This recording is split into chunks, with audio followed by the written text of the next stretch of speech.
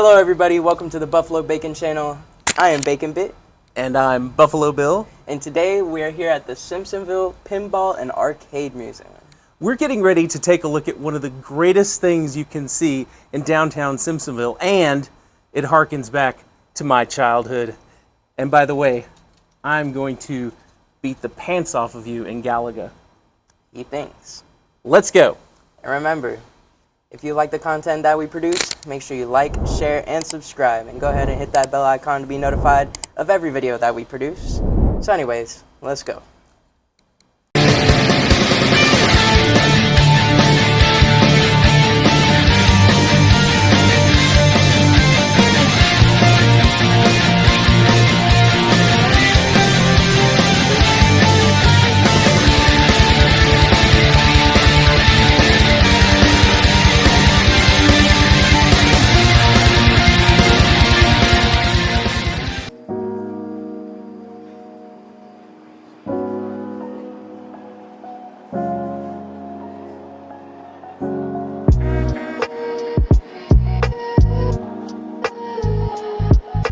Now we are inside with Mike Martin, owner of the Upstate Pinball and Arcade Museum.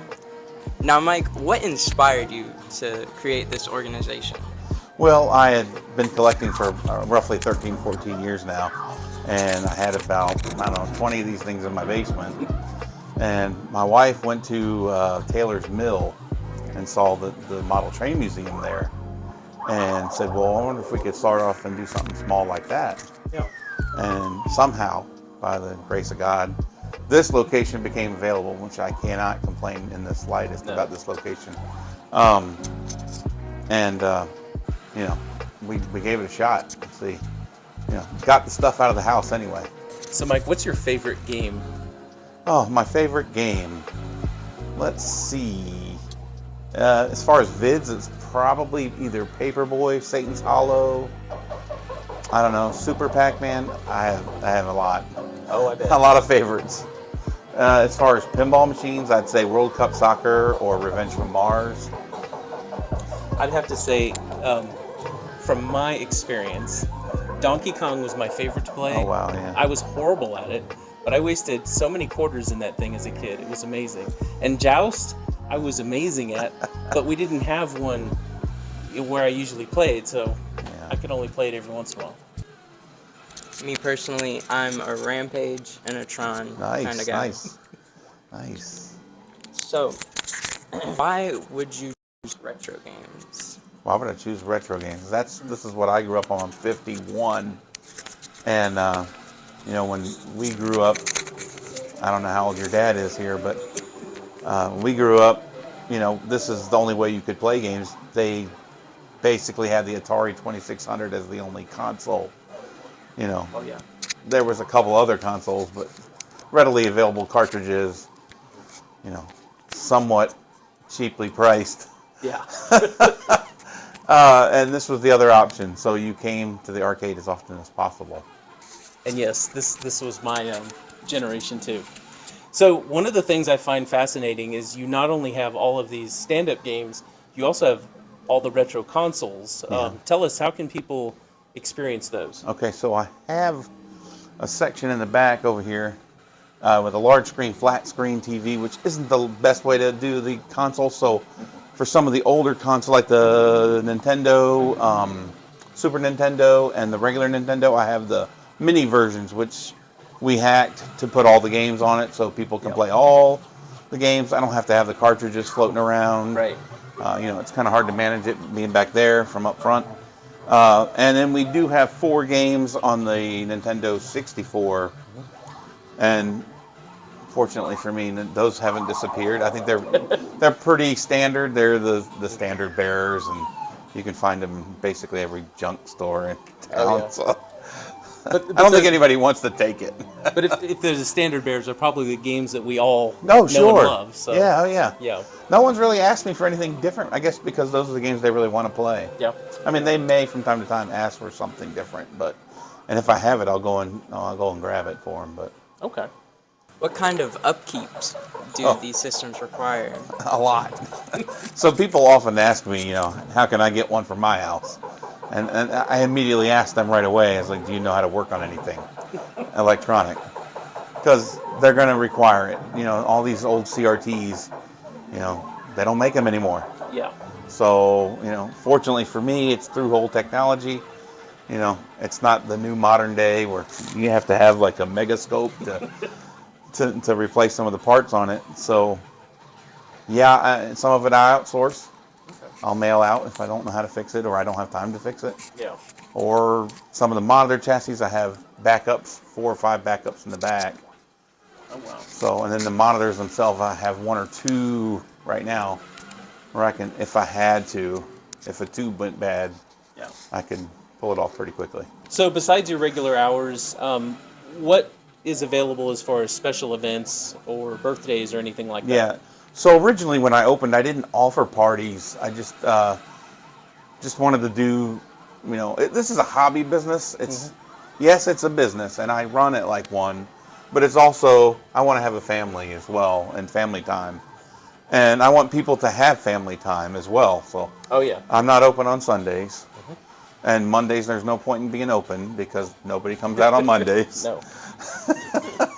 And then Tuesday was just another work day. I could have, you know, like tomorrow I'll be here working on some of this stuff again. So Okay. every week is something new breaks. Yeah. But yeah, but going back to the parties, so a couple people started asking me about, oh, can I have a birthday party here? And yeah, let's figure out a way we can do it. So I do it when I'm not open, you know, provided that I can get coverage at home for, Right. you know, my family. Other than that, yeah, we're just 4 days a week. So if people want more information, how can they get in touch with you or where can they find the information? Well, okay, so we got upstatearcade.com, and then on Facebook it's Upstate Pinball and Arcade Museum. You can do that search and you should be able to find us there. Awesome. Well, we really appreciate it. Bacon Bit, do you have anything else to add? First, I want to thank you, Mike, for letting us come in here and Yeah, thank you, guys. exploring the place, getting some footage. And you guys need to come down here and check out all the amazing retro games in here. What are the prices? Oh, it's $10 per day, and it's for the whole day. You get a wristband. You can come and go all day. $10 a day. Yeah. for the whole day. Where can you go? I often say that. Just have fun entertainment all day. And by the way, this is not just for the older folks like me who grew up on these games. You know, this is for everybody. I'm happy that my son gets to experience some of the fun that I had. And the best part is beating him at the games he used to be really good at. Anyway. That's what I enjoy, is watching the kids beat up on the parents. Exactly. And the parents come in going, I'm going to beat up on this kid. It never happens. Never. To play every game in here is about the price that you would pay for a whole day of just going around and doing whatever you'd want to do, having a good time, and all together having an amazing experience. So I want to thank you guys for joining us today. And as always, stay swaggy. The Buffalo Bacon Channel is brought to you by the Blue Line team at Keller Williams Greenville Upstate. And here we go. After that car goes by. Now. Right. Are you So I guess sure we'll you're just in it? we'll switch the microphone back and forth. I think so. I should be. It went all the way to like here. Okay. Yeah. If I stand at your shoulder. If you're here. No, stop. You're too far out. Stand where you are. Go back. Go back to how you were standing. No, he meant go back to where you were before. Loud. Too hot. Yeah, What, hold it what would down you there. want us to call this? Upstate Pinball? Pinball and Arcade Museum. Upstate Pinball. Here, you know what? Arcade Museum. I'll go back to exactly where I was. See if I can. Is this? Oh, there you go. Perfect, perfect. Upstate Pinball and Arcade Museum. We have a cheat sheet. We have our prompter, teleprompter. Okay. Now we're gonna get something out of that. Sure, sure, That's gonna sure, look- that's gonna look amazing. sure. Like interesting to say the least. We'll Yeah. have fun. Stop laughing.